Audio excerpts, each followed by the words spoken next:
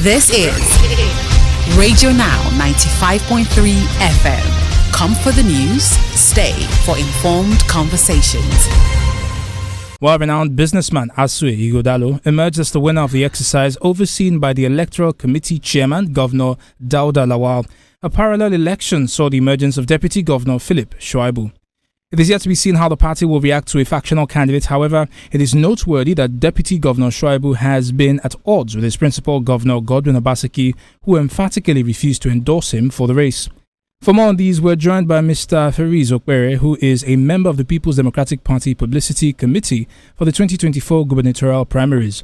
Mr. Okwere, good morning and thank you for joining us on the conversation. Thank you. Good morning for having me.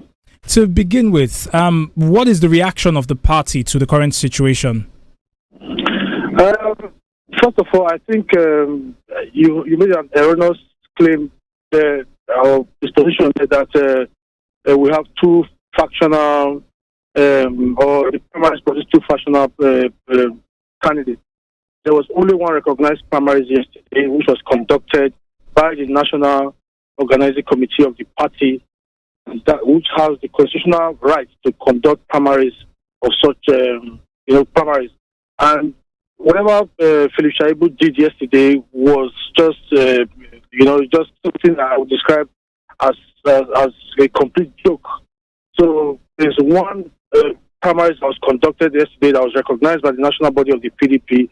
That is what produced by Shuaibu Ighodalo. That is what we did yesterday. So there's no reaction from whatever quarters ever gathered anywhere to conduct any primaries without delegates. That's just a charade. Mr. Okwere, if I may, perhaps you can provide us some clarity. Deputy Governor Shuaibu said that there were attempts to deny access to the venue for some delegates. So these were the delegates that supposedly relocated to a different venue where he emerged as the candidate. Can you confirm or deny or just react to it? That is a complete lie from the pit of hell. Yesterday, I was part of the process. I witnessed it. What we had a venue, the delegates, and all the names of the delegates were published on the national dailies by the National Organizing Committee of the party. They published all the lists of the delegates, names and the phone numbers. And every 500 of the 596 delegates, 587 or thereabouts, and I'm not so sure numbers, but 500 something of them came for accreditation and were duly accredited. And from there, they all moved to the venue by buses to the stadium. So Philip Shuaibu did not even come to the accreditation center. So how can he be laying such claims? That is not correct. If you look at the figures yesterday, 577 people voted for 577 delegates voted for Shuaibu Ighodalo. One delegate voted for Philip Shuaibu, 578. About 6 or so had voided votes. So put that numbers together, you find out that about 500 something people of the 590 delegates were duly accredited. So Philip Shuaibu's claim is false. So while, as far as you have told us this morning, the PDP is behind Mr. Shuaibu Ighodalo, is there any concern about the elections and the people of Edo State choosing differently than the PDP this time around? No, the PDP is a very strong party in Edo State. You have to understand that in 2020, we won the elections here with a landslide. It shows you that the capacity of the PDP in Edo State. And if you look at the APC in Edo State, it's in shambles right now. They are completely disconnected from the people, and both at the national level and at the state level here. So the PDP is the party to beat here at the state level. Mr. Okwere, how does this play out if Deputy Governor Shuaibu, who normally should be an important member of your party and should help to rally support for whoever the party decides to push forward, with him insisting on contesting for this election, do you see it as a problem for a united front for the PDP in Edo?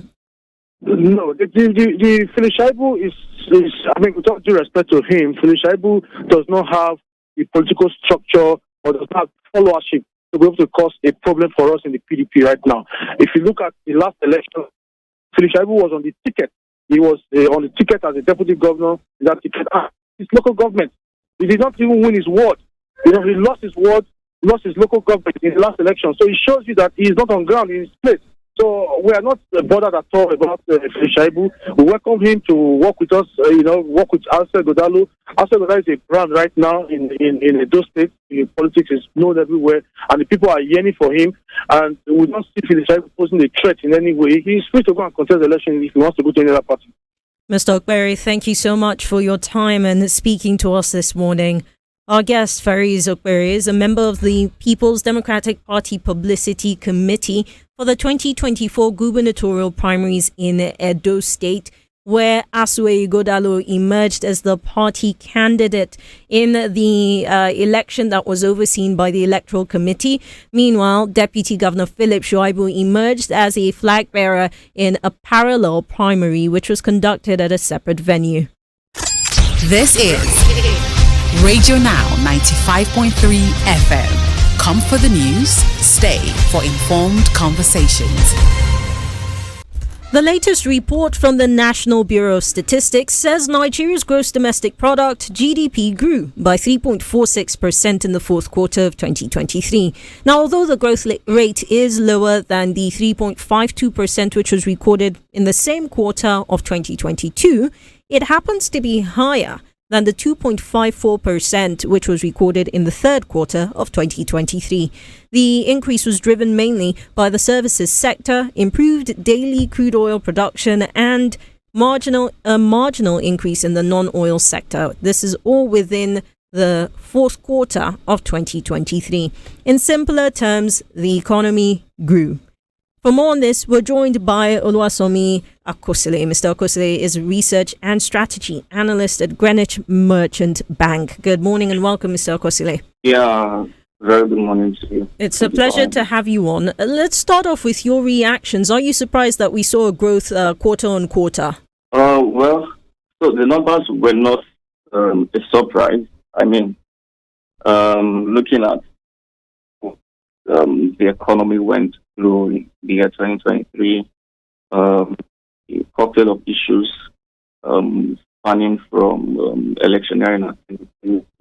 We also had earlier in the year, the EU implemented the Naira redesign and the unintended consequences that ensued from that. Election to the transition year and following the installation of the new administration, so policy reforms,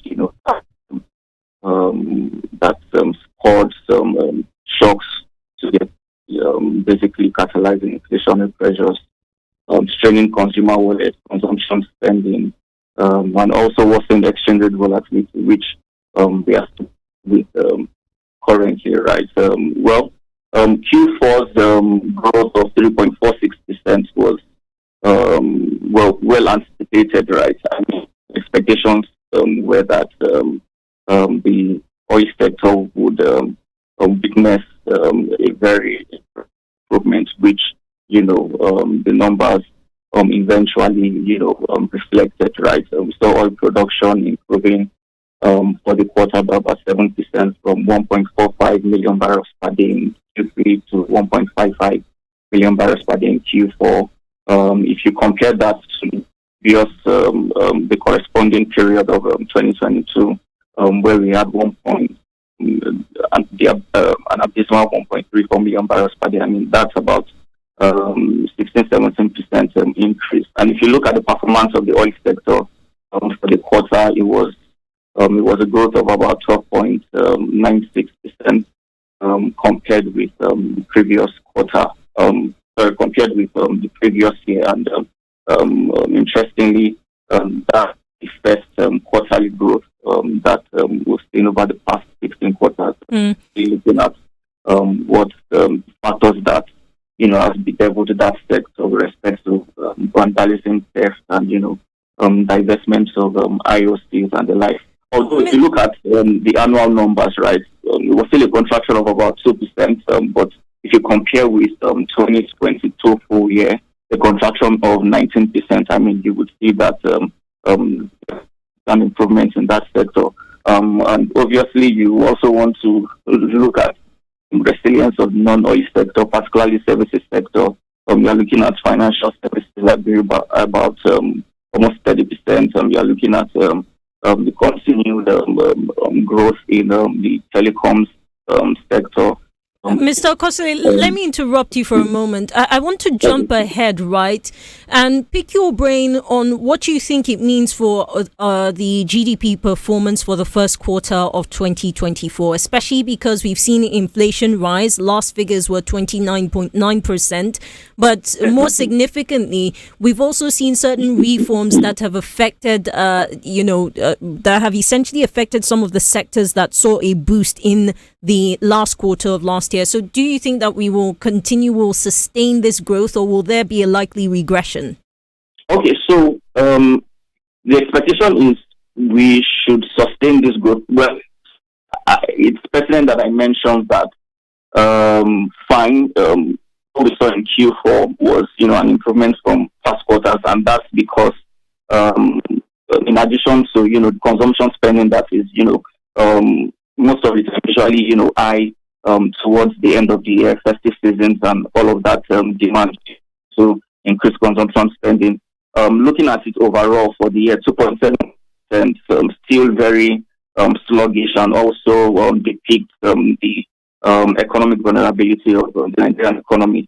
However, the outlook going forward, particularly for this year, and looking at numbers that should come out in the next few months for Q1, expectations are that fine. We should continue to stay that aggressive, barring any significant shocks to the economy.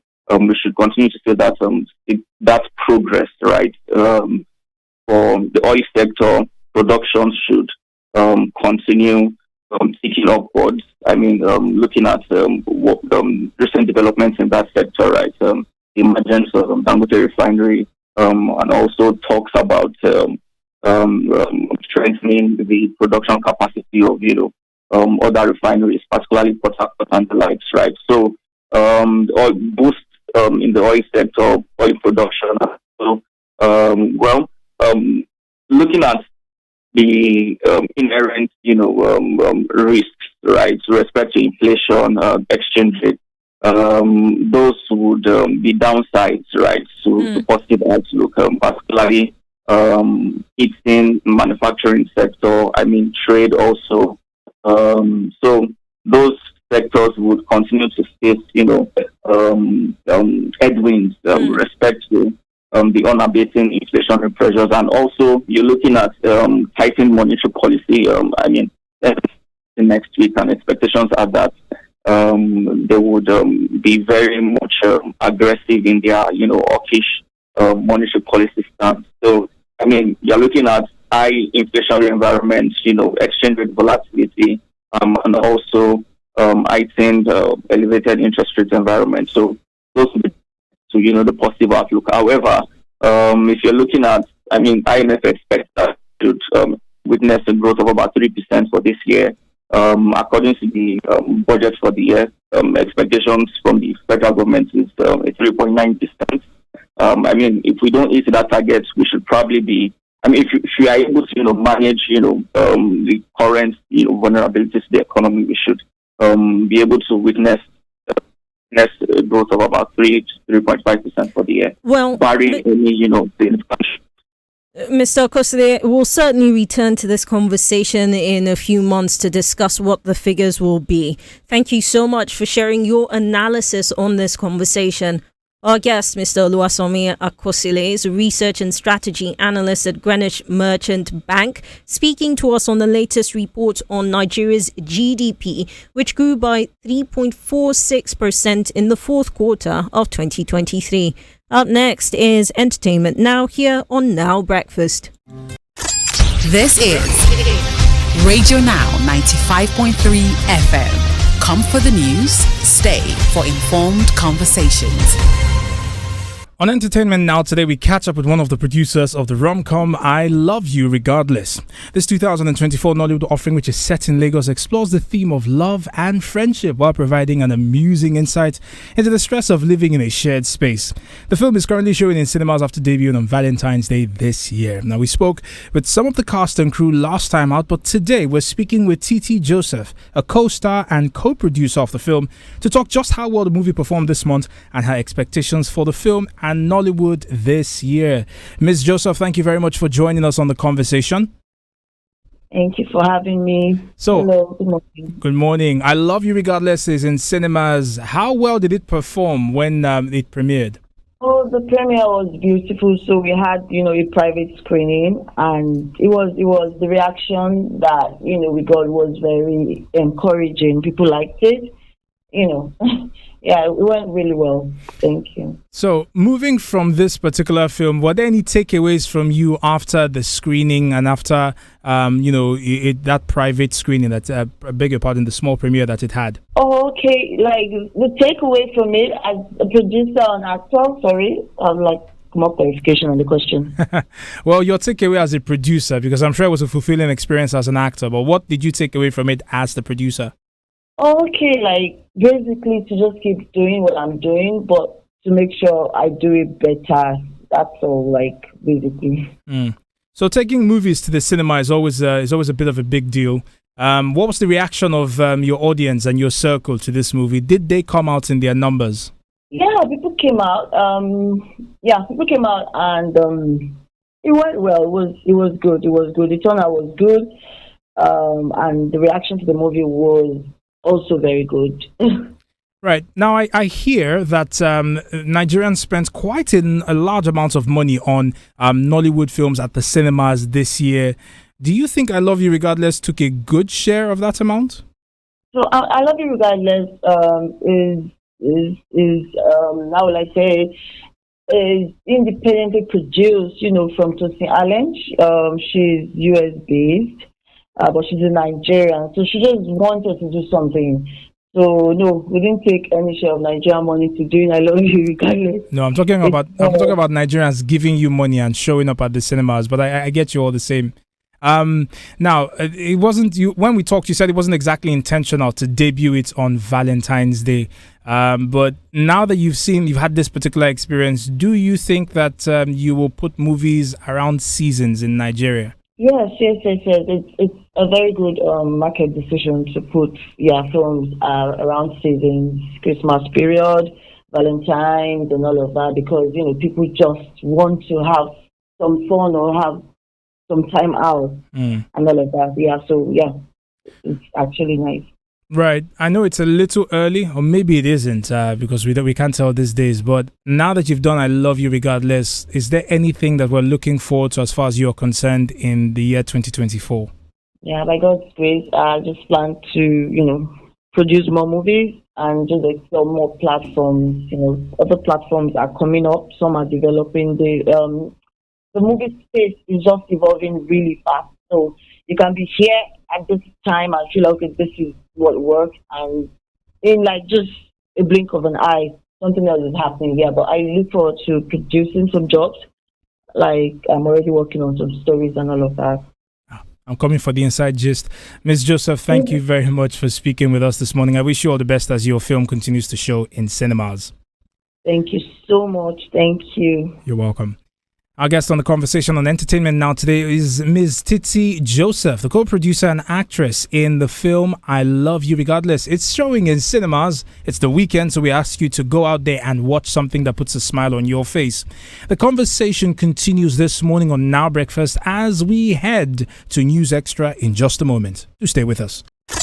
This is Radio Now 95.3 FM. Come for the news, stay for informed conversations.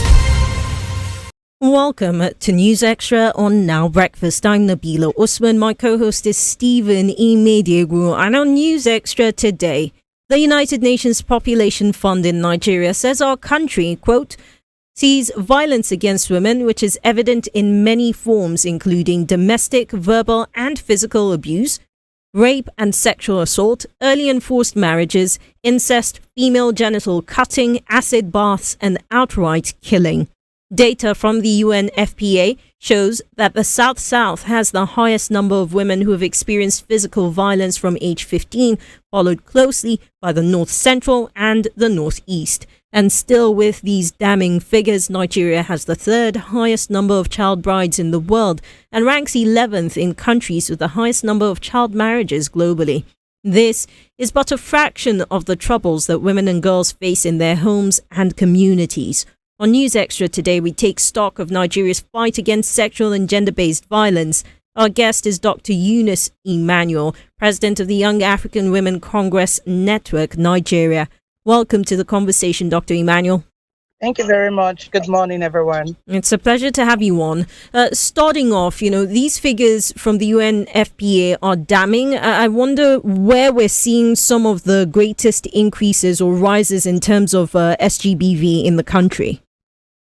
Okay, gender-based violence, it's a complex and a very deeply troubling issue in Nigeria. And statistics has revealed that some certain region have been identified as high rates of reported incidents, such as Lagos, Kano, River State, Kaduna, and this is due to the fact that due to the factor as the population density and also social dynamics, and also urbanization has also contributed to this. It's a very terrible and deeply troubling situation that has arisen in different states across Nigeria. If I may, it's a curious thing that you say urbanization has led to some of these increases, because one would think that the more urban a country or a state gets, the more enlightened the people get as well. What are the troubles that are causing these increases? Oh, one of the challenges that we face is lack of proper awareness and education. The more the city or community grow, the more they ought to be informed about awareness about gender-based violence. The more the population of male and the more the population of female without proper education, it causes a lot of social ills in the society. For instance, imagine in Kano, we have the issue of the 4-year-old child that was raped by an adult. It's such a barbaric act for an adult to rape a 4-year-old child, or maybe because he's not aware of the implication. He's not aware of the legal implication of such acts. In the situation whereby we have solid law enforcement and it's properly channeled to the community, to the people, that if you engage in such social ills, this is the consequences. It will in a way curb such acts, such practices. You understand? So if there is a way we can push him for more advocacy campaign, push him for more education, we promote gender equality in the society, it will really help to reduce gender-based violence. Right. It will help a lot. Yeah. Dr. Emmanuel, I'm aware that you're doing a campaign on female genital mutilation. I guess this weekend as well. It's not the first time that you're doing this. What have you noticed in the past campaigns? How effective have they been when it comes to bringing awareness to these issues? Thank you very much. We, Young African Women Congress Network, is a women-based organization that promotes women issues. We support women in leadership, in business, in advocacy, in politics. But one of the programs or advocacy programs we run is particularly for gender-based violence, which we focus this year on female genital mutilation. I think it's actually a human rights violation act for a mother to carry her daughter to cut her genitals And majority of this act is because they are not aware. A mother will not, on a normal, in her right senses, take her child to a traditionalist to cut her genitals. Is because this has been a misconception or a mindset or a traditional right or a belief that they have that a child has to be cut. It's actually disheartening. It's disheartening, and this usually have a psychological and emotional effect on the child. If it doesn't have it immediately, it will have in the future. So we try as much as possible as a women organization to campaign against this. We have this campaign running for 20 days in about 18 African countries. Doctor, if I may, Doctor, and I'm glad that you've mentioned that there are other African countries in the mix here. It's a curious thing because FGM is something that other cultures do practice as well. And we've even seen instances where African migrants would move to the Western world and still go through or take their children back to Africa, bring them back for this, in quotes, I don't know whether I would call it a rite or a ritual. So the traditional aspect of this is still very much ingrained. Speak to us on what the arguments are, what sort of arguments they make for in support of FGM. And I'm hoping that you will do this just so that we fully understand where these people are coming from so we know how to solve the problem. Thank you very much. UN suggests that 94% of females in Kenya, they undergo this FGM, female genital mutilization. This is scary.